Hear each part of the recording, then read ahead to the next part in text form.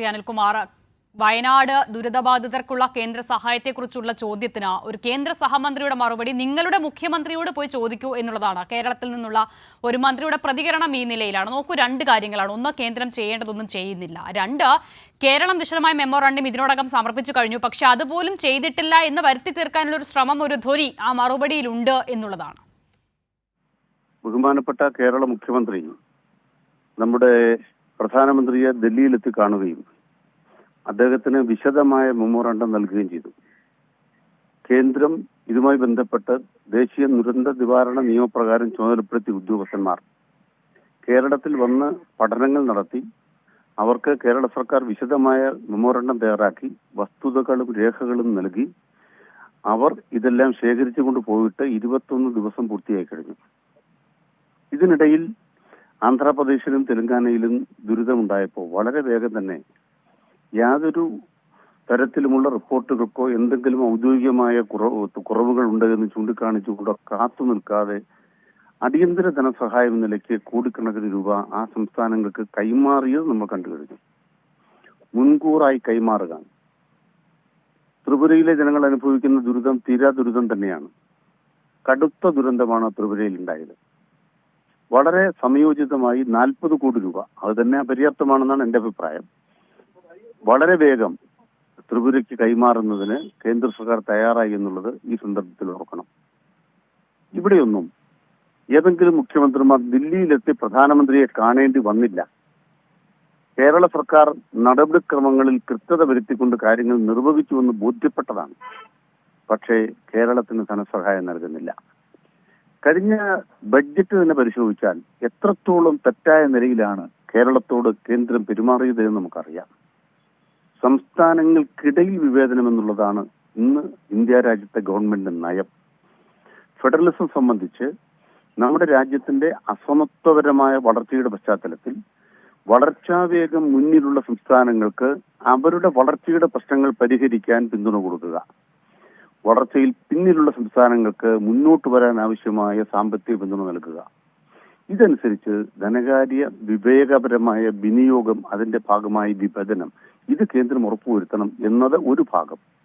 മറുഭാഗത്ത് ദേശീയ ദുരന്ത നിവാരണ നിയമപ്രകാരം തന്നെ നമ്മുടെ രാജ്യത്ത് സമാഹരിക്കപ്പെടുന്ന ഫണ്ട് സംസ്ഥാനങ്ങൾക്കിടയിൽ വിഭജിക്കുന്നതിലെ വിവേചനം കൂടിയാണ്, നഗ്നമായ വിവേചനം കൂടിയാണ് പുറത്തു വന്നിട്ടുള്ളത്. പ്രധാനമന്ത്രി ഈയിടെ ഒരു പശുക്കുട്ടിയെ കെട്ടിപ്പിടിച്ച് ചിത്രം കണ്ടു. കേരളത്തിലെത്തിയപ്പോൾ ഒരു കൊച്ചുകുട്ടി എത്ര നിഷ്കളങ്കതയോടെയാണ് ആ പ്രധാനമന്ത്രിയോട് ഇടപെട്ടത്. അത് ലോകവ്യാപകമായി തന്റെ പ്രതിച്ഛായ നിർമ്മിതിക്ക് ഉപയോഗിച്ചൊരു പ്രധാനമന്ത്രിയാണ്. ശ്രീ അനിൽകുമാർ, നോക്കൂ, ഇവിടെ ഇപ്പോൾ താങ്കൾ തന്നെ സൂചിപ്പിച്ചതുപോലെ കേരളത്തിന് ശേഷം പ്രളയ ദുരിതം അനുഭവിച്ച സംസ്ഥാനങ്ങൾക്ക് കേന്ദ്രം നൽകിയ സഹായം നമ്മുടെ മുന്നിലുണ്ട്. ഇവിടെ ഇപ്പോൾ 1.5 മാസമായിട്ടുണ്ട്. ഇതിനു മുൻപ് പല ഘട്ടത്തിലും കേന്ദ്രം കേരളത്തോട് രാഷ്ട്രീയപരമായ വിവേചനം നടത്തുന്നത് നമ്മൾ കണ്ടു. പക്ഷേ ഇത് അങ്ങനെ ഒരു സാഹചര്യം പോലുമല്ല. ഇവിടെ അത് തന്നെ വീണ്ടും വീണ്ടും ഉണ്ടാകുന്നു. ഒന്നാമത്തെ കാര്യം, ആദ്യം പ്രധാനമന്ത്രി വരുമ്പോൾ ഒരു മെമ്മോറാണ്ടം കൊടുക്കാൻ പറയുന്നു, പ്രാഥമികമായി നമ്മളത് കൊടുക്കുന്നു. പിന്നീട് ആ ഘട്ടത്തിലൊക്കെ ഇതേ കേന്ദ്രമന്ത്രി പറഞ്ഞത് വിശദമായ മെമ്മോറാണ്ടം കൊടുത്തിട്ടില്ല എന്നുള്ളതാണ്. ഇപ്പോൾ അതും കൊടുത്ത് ദിവസങ്ങൾ കഴിയുന്നു. പക്ഷെ ഒരു നടപടിയും ഉണ്ടാകുന്നില്ല. ഇപ്പോൾ മറുപടി ഇങ്ങനെയും. അപ്പോൾ എന്താണ് പ്രതീക്ഷിക്കേണ്ടത് കേന്ദ്രത്തിന്റെ ഭാഗത്തു നിന്ന്? കേരളം ഒരു ചിറ്റമ്മ നയം ഇങ്ങനെ ഒരു സംസ്ഥാനത്തിനോട് മാത്രം സ്വീകരിക്കുന്ന നിലപാടാണ്. രാഷ്ട്രീയ പ്രവർത്തനം ഒരു തപസ്യയായി സ്വീകരിക്കുന്നവർക്ക് മാത്രമേ രാഷ്ട്രീയത്തിന്റെ ആവശ്യങ്ങളോടുള്ള പ്രതികരണങ്ങളിൽ ജനപക്ഷ നിലപാട് സ്വീകരിക്കാൻ കഴിയൂ, മിതത്വ സമ്പന്നമായി ഇടപെടാൻ കഴിയൂ. സുരേഷ് ഗോപിക്ക് സംഭവിക്കുന്ന എന്താണ്? അദ്ദേഹം രാഷ്ട്രീയക്കാരനല്ല. രാഷ്ട്രീയക്കാരനല്ലാത്ത ഒരാൾക്ക് ജനപ്രതിനിധിയാകാൻ പാടില്ല, മന്ത്രിയാകാൻ പാടില്ല എന്ന അഭിപ്രായം എനിക്കില്ല. പക്ഷെ പ്രശ്നം ബഹുജനങ്ങളുടെ വിഷയങ്ങളോ സംസ്ഥാനങ്ങളുടെ വിഷയങ്ങളോ ഒരു കേന്ദ്രമന്ത്രി എന്ന നിലയ്ക്ക് ഇന്ത്യ രാജ്യത്തിന് മുന്നിൽ ഉന്നയിക്കാനുള്ള അവകാശമുള്ളൊരു കേന്ദ്രമന്ത്രിയാണ് അദ്ദേഹം.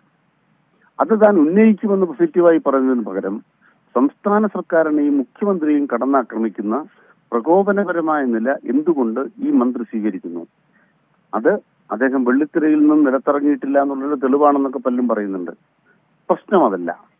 ഇന്ത്യ രാജ്യത്ത് BJP എന്തെങ്കിലും ഒരു സഹായം കേരളത്തോട് ചെയ്യാൻ ശ്രമിക്കുമെന്ന് എന്തെങ്കിലും ബോധ്യം സുരേഷ് ഗോപിക്കുണ്ടോ? ഇല്ല. കേരളത്തിനൊന്നും കിട്ടാൻ പോകുന്നില്ല എന്ന നല്ല ബോധ്യം കേന്ദ്രമന്ത്രിക്കുണ്ട്.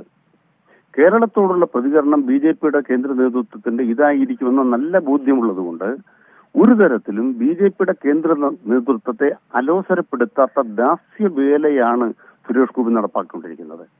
ഇന്ന് അദ്ദേഹത്തിന്റെ പ്രതികരണം അടിമത്വത്തിന്റെ ദാസ്യവേലയുടെ കേന്ദ്ര സർക്കാരിന്റെ പിണിയാളായി നിന്നുകൊണ്ട് കേരളത്തെ ഒറ്റുകൊടുക്കുന്നവന്റെ ഏറ്റവും അധമ നിലപാടാണ് അദ്ദേഹം സ്വീകരിക്കുന്നത്. അത് അസ്വീകാര്യമാണ്.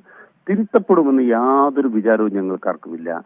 കാരണം എന്താണ് കേന്ദ്ര സർക്കാരെന്ന് സുരേഷ് ഗോപിയുടെ വികൃതമായ മുഖത്തോടുകൂടി കേരളം മനസ്സിലാക്കാം. ശരി, വളരെ നന്ദി ശ്രീ കെ അനിൽകുമാർ ഈ വിഷയത്തിൽ പ്രതികരിച്ചതിന്.